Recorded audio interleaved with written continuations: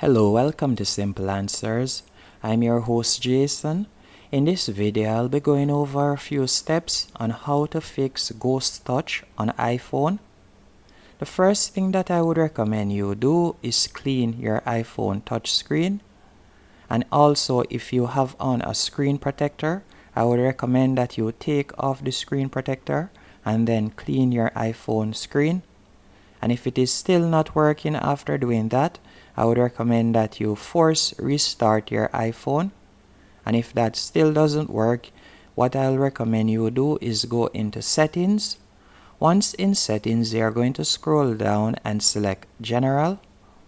Then you want to tap on software update.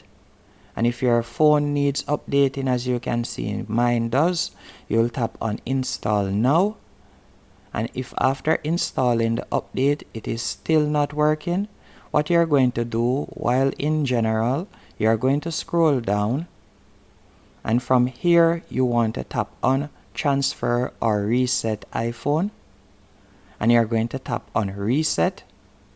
Then after selecting reset, you're going to tap on reset all settings, and normally that's the trick.